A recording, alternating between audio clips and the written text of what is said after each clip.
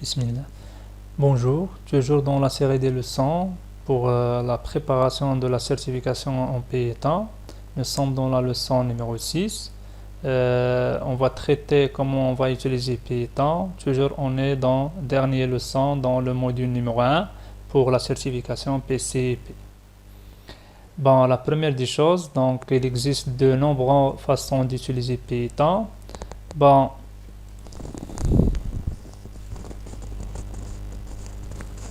pardon. Donc on va commencer, donc toujours on a besoin des outils de travail. Donc premier outil c'est l'éditeur, c'est là on va saisir ce qu'on appelle le code source, c'est un fichier qui contient le code source, etc. Il m'aide de rédiger la liste des instructions. On peut utiliser un fichier texte seulement et on va saisir des commandes et après on va l'enregistrer sur l'extension PY, c'est-à-dire pays temps. Et donc on a besoin d'autres outils, c'est la console. Dans la console, donc elle permet de lancer le code nouvellement écrit, d'arrêter donc de force qu'il devient hors de contrôle, etc. C'est là la console, c'est-à-dire elle va m'afficher le résultat dans la console. On peut démarrer, lancer ou arrêter le programme, etc. à partir de la console. Et troisième outil qu'on a besoin, c'est le debugger ou ce qu'on appelle l'interpréteur qui fait la traduction ou qui permet de lancer le programme pas à pas et permet d'inspecter avant l'exécution, c'est-à-dire est-ce qu'il y a des erreurs, etc. dans le code, etc. Bon, on a besoin des trois outils. Par défaut, donc lorsque j'installe Python 3, automatiquement il va me donner les trois outils, l'éditeur et la console et l'interpréteur. Bon, tout simplement, on a une autre application. Lorsque j'installe Python 3, une application simple qui s'appelle Idle. Donc on peut l'utiliser. Bon, Idle c'est Integrate Development Learning Environment, ce qu'on appelle développement intégré et environnement d'apprentissage. Bon, toujours pour lancer l'application, lorsque j'installe automatiquement Python 3, on peut trouver automatiquement Idle. Pour lancer, toujours on va cliquer sur le bouton démarrer, etc. et on va chercher l'application Idle et on peut lancer. Bon, pour créer donc pour le moment, donc après l'installation, etc. on peut écrire et exécuter le premier programme en Python 3. Donc elle est très simple. Donc pour l'instant, la première des choses, il faut créer un nouveau fichier source et on va remplir ce fichier là avec le code source, avec des instructions. Et après, donc elle va me donner une fenêtre. La fenêtre donc de l'éditeur avec la fenêtre de shell, c'est-à-dire elle va me donner par exemple la fenêtre de shell, elle est différente que la fenêtre de l'éditeur, donc remplissant différentes fonctions, etc. Et d'autres choses, c'est ce qu'on appelle la fenêtre d'éditeur, donc et actuellement son titre, c'est-à-dire elle va me donner le shell.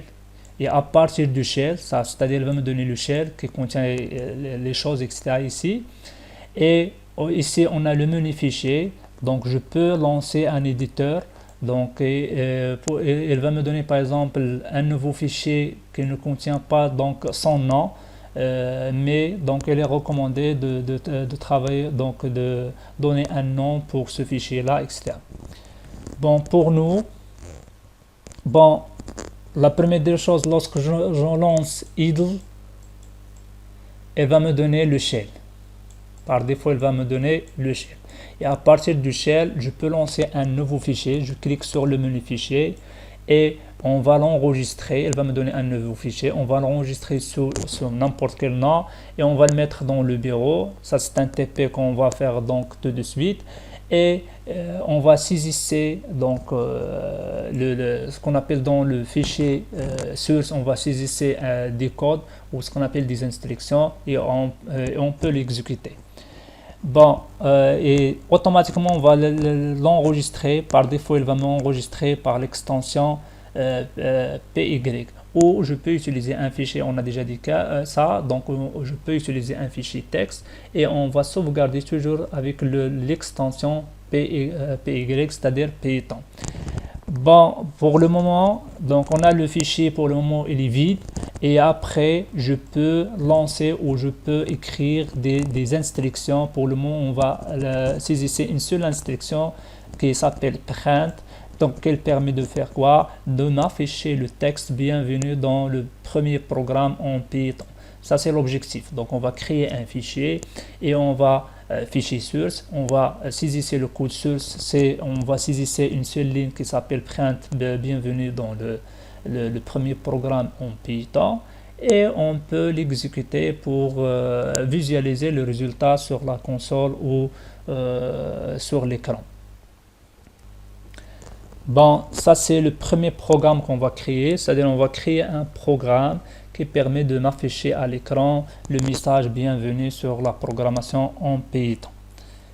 Bon, la première des choses, on a déjà dit que donc il faut lancer, on a deux possibilités, soit on va utiliser l'éditeur qui se trouve avec Python, qui est déjà installé avec Python, c'est idle, c'est l'application idle. Donc on va démarrer. Pardon, et on va chercher Python.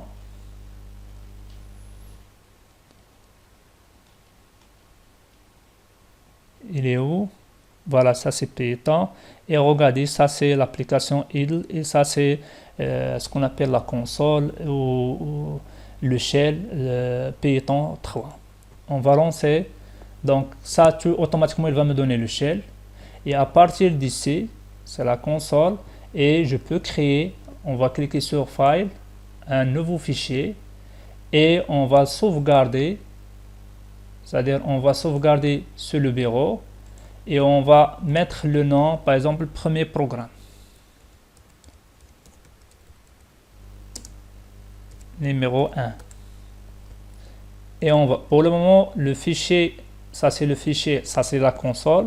Et ça c'est le fichier, c'est-à-dire le résultat, il va m'afficher le résultat ici dans la console. Donc on a déjà dit qu'on va saisir une seule ligne, donc c'est print, ça c'est le code source. On va le mettre par exemple bienvenue.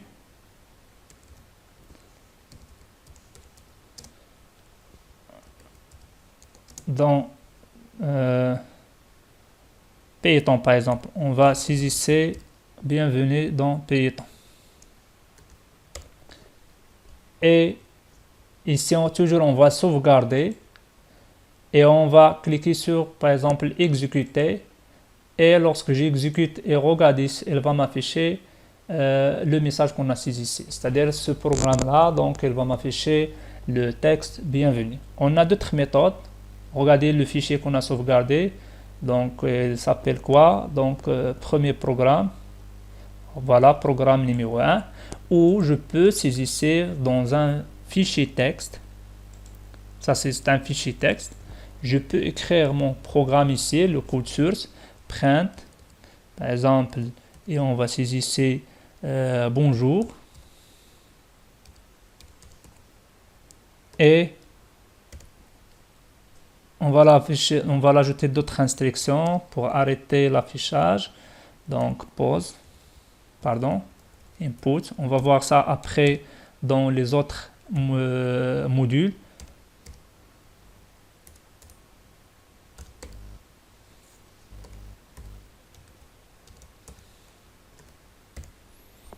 On va sauvegarder, mais automatiquement, on va mettre l'extension. On a déjà dit que, c'est-à-dire on va l'appeler programme numéro 2. Et l'extension, on va l'ajouter l'extension PY. On va l'enregistrer, fermer et regarder. On va le trouver ici, programme numéro 2. Ça, c'est programme numéro 2.